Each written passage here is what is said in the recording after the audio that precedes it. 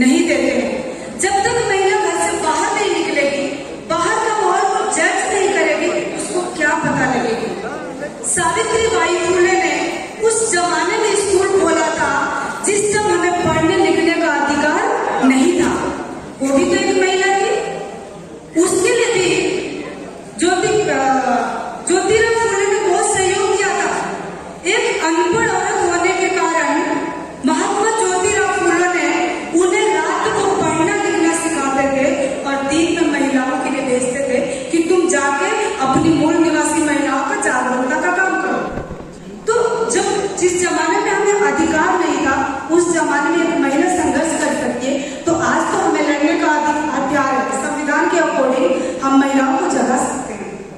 दूसरी बात, बहुत सारी महिलाएं काम करती हैं। एक नगेरी नाम की लड़की है, जब ब्रेस्ट कर लगता था, केरल की वो लड़की, उस लड़की ने अपने आप को समर्पित करके वो ब्रेस्ट कट टैक्सी खत्म कर दिया। आप इमेजिन करो, अगर जो इस सिचुएशन में हम महिलाओं को नीचे का शरीर ढकने को कहा जाए और ऊपर को शरीर खोलने को कहा जाए, तो क्या हमारे भाई तैयार होंगे ऐसे रहने के लिए? बोलिए नहीं। आप लोग पुरुषार्थी नहीं होंगे, आप बबूला हो जाएंगे, काटने मारने को तैयार हो जाएंगे। लेकिन जब भी हमारी महिलाओं ने इसको सहन किया और इस प्रथा को खत्म करने का काम किया। देखिए, एक रूस की महिला है, वो कहती है कि जब हम रूस में बच्चों को जन्म देते हैं तो हमारा बच्चा आजाद होता है।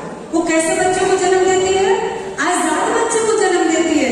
इसलिए वो महिला गर्व से कहती है चौराहे पे कि हमारा देश इसलिए रूस गुलाम नहीं होता क्योंकि वो बच्चे ही जो जन्म देती है वो आजाद होते हैं। और हम भारत की महिला बच्चा देने से पहले गुलाम है, ऊपर से नीचे तक, मन से हर एक चीज से गुलाम है।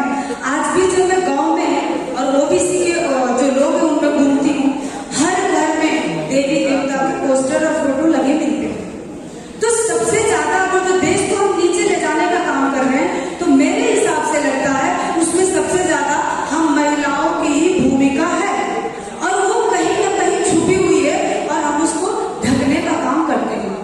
तो हम भी जब महिला है, जब हम करते जाएंगे और अब आंदोलन को कैसे मजबूत करना, हमारा सब्जेक्ट है कि क्रांतिकारी आंदोलन को कैसे मजबूत करना। इसके लिए सबसे पहले हमें आजाद होना पड़ेगा। किसको आजाद होना है? किसको आजाद होना है?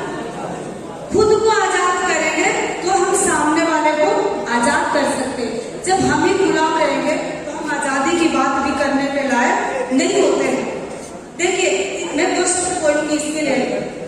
लोग कहते हैं कि महिला का कोई घर नहीं होता, लोग कहते हैं कि महिला का कोई घर नहीं होता, लेकिन मैं कहती हूँ नारी के बिना कोई घर नहीं होता। और अगर जो महिलाएं अपने पे आ जाती हैं और चाहेगी कि देश आजाद होना है, तो वाकई में हमारा देश आजाद होएगा। पहले के जमाने में रानियां हुआ करती थी, देश को चलाया करती थी, उनके पास भी दो हाथ थे, दो पैर थे, सिर हमारे जैसी बनावट थी। तो आज हम क्यों नहीं कर सकते? इसके लिए हमारी सोच को बढ़ाना होगा और हमें आगे होगा। मैं तो बहुत शुक्रगुजार हूँ। मैं तो बाबा साहब की बुक जब पढ़ती हूँ तो मुझे दूसरा बाबा साहब माननीय हमारे मेरे सारे लगते हैं मुझे, और मेरे साथ हंसते हैं, कहते कि तुम तो लग जाती हो तो लगी जाती हो। क्योंकि हमारे साथ किसी गांव में या पूरा भारत में हम लोगों का मेंबर तो नहीं है, जो मेंबरशिप बोलते हैं, प्रधान नहीं है, एमपी नहीं है, एमएलए नहीं है, किसी पोस्ट पे नहीं है, लेकिन एक मेश्राम साहब के नाम से ही हम जैसी महिलाओं को पूरा प्रशासन रोकने के लिए आता है। हमारी महिलाएं 200 होती है हापुड़ जिले में, तो प्रशासन की गाड़ियां 6-7 होती है और 250-300 तो प्रशासन होते हैं जो हमारी रैली की शो बढ़ाने में ज्यादा मदद करते हैं। लेकिन एक कारण है, हम महिलाएं होते हैं लेकिन पुरुष हमें रोड पे चलने नहीं देते। वो वर्दी में होते हैं पुलिस वाले, हमारी बात भी मानते हैं और हम आर्टिकल 19 के तहत बोलते हैं कि हमारा ये अधिकार है, लेकिन वो क्या कहते हैं कि मैडम हमें ऊपर से आदेश है कि आप रास्ते पर मत चलो।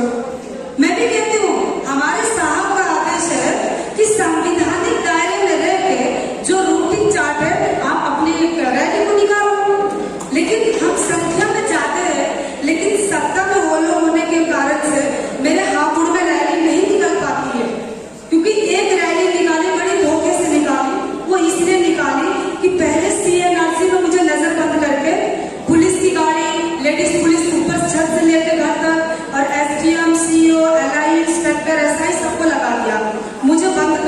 रात को 8 बजे तक, सुबह 7 से रात को 8 तक। लेकिन दूसरा प्रोग्राम मैं सोचती थी, अपने जिला यूनिट से पूछी कि सर मैं चाहती हूँ कि हमारे साथ 25-30 महिला हो और हम कम से कम कॉलोनी से तहसील चौराहे तक जाए।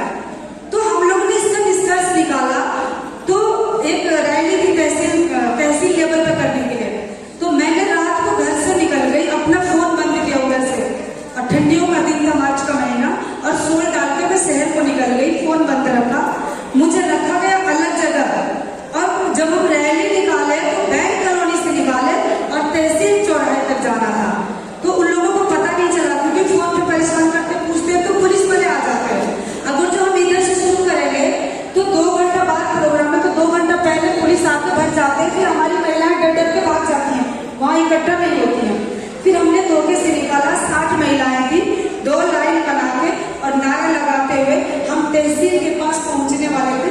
पुलिस की गाड़ी, एसडीएम की गाड़ी दनादन आई, और उन्होंने कहा अरे जी ये तो गीता बैठ के 60 महिलाएं लेकर 70 महिलाएं लेकर तो सड़क पे चलने लगी। हम छुप के गए, वो भी हमारी रैली आधा रही।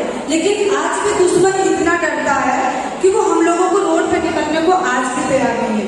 लेकिन हम जब भी काम करते हैं संविधानिक दायरे में रहकर करते हैं। और मैं